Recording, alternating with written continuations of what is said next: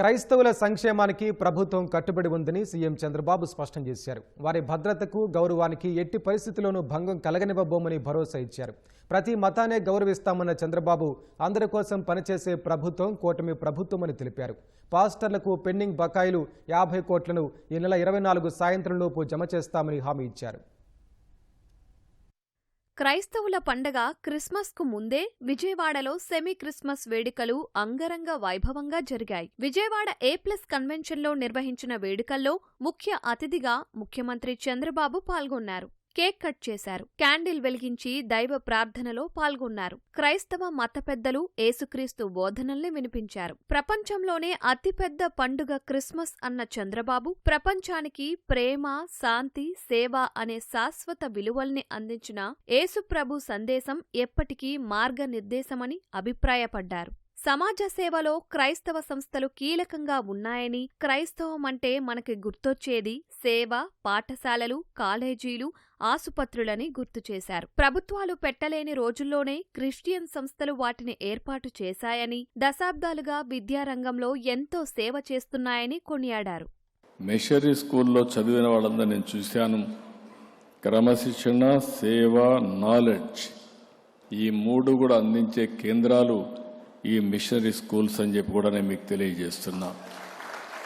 ఈరోజు Guntur Andhra Christian college అన్నా, Andhra Loyola college అన్నా ఎంతోమంది స్ఫూర్తిదాతలను తయారు చేసినటువంటి కేంద్రాలు. ఎన్టీఆర్ కూడా ఏసీ కాలేజీలో చదివాడంటే అది ఈ విద్యా సంస్థలు అందించినటువంటి ఒక పెద్ద నాయకులు కూడా జాతికి అందించే పరిస్థితికి వచ్చారు.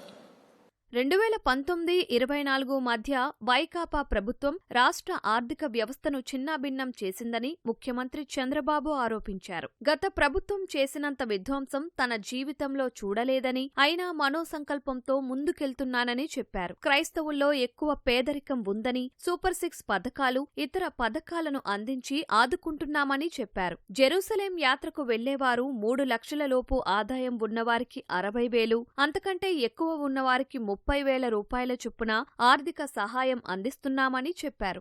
సమైక్య ఆంధ్రప్రదేశ్లోనే మొట్టమొదటిసారిగా ప్రభుత్వం తరపున క్రిస్మస్ జరిపినటువంటి పార్టీ ప్రభుత్వం తెలుగుదేశం ప్రభుత్వం అని కూడా నేను మీకు తెలియజేస్తున్నా. పాస్టర్లకు కూడా గౌరవ వేతనం ఇచ్చింది, ఆ రోజు ప్రారంభించింది నేను. 8,427 మంది పాస్టర్లకి 5,000 రూపాయల చొప్పున గౌరవ వేతనం ఇస్తున్నాం. ఈ సంవత్సరం నవంబర్ వరకు మొన్నే ఇచ్చాం. ఇప్పుడు మళ్లీ క్రిస్మస్ వచ్చింది, దీనికి 51 కోట్ల రూపాయలు అవుతుంది. 24 సాయంత్రం లోపల మీ అకౌంట్ లో ఈ డబ్బులు ఉంటాయని చెప్పి కూడా మీకు తెలియజేస్తున్నా. 2014-18 మధ్య 977 చర్చిలకు 70 కోట్ల రూపాయల ఆర్థిక సహాయం చేశాం. దీంట్లో 377 చర్చిలు మాత్రం నిర్మాణం జరిగాయి. మిగిలినటి పూర్తి చేయాల్సిన అవసరం ఉంది. ఇది కూడా పూర్తి చేస్తాం. 5 ఏళ్లలో ఏమాత్రం ఒక్క పని కూడా కాలేదు. గుంటూరులో క్రిస్టియన్ భవన్ కోసం ఎంత డబ్బులు అవుతుందో అంత డబ్బులు ఖర్చు పెట్టి తొందరలోనే ఈ భవనాన్ని పూర్తి చేసే బాధ్యత కూడా తీసుకుంటాం. క్రైస్తవుల అభివృద్ధి కోసం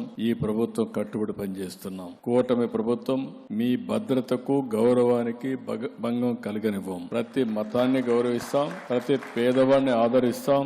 అందరి కోసం పనిచేసే ప్రభుత్వమే ఈ కూటమి ప్రభుత్వం అని మరొకసారి మీ అందరికి కూడా విజ్ఞప్తి చేస్తున్నారు. సెమీ క్రిస్మస్ సందర్భంగా క్రైస్తవ పెద్దలతో కలిసి సీఎం చంద్రబాబు తేనేటి విందులో పాల్గొన్నారు. ఈ సందర్భంగా క్రైస్తవులందరికీ ముఖ్యమంత్రి క్రిస్మస్ శుభాకాంక్షలు తెలిపారు.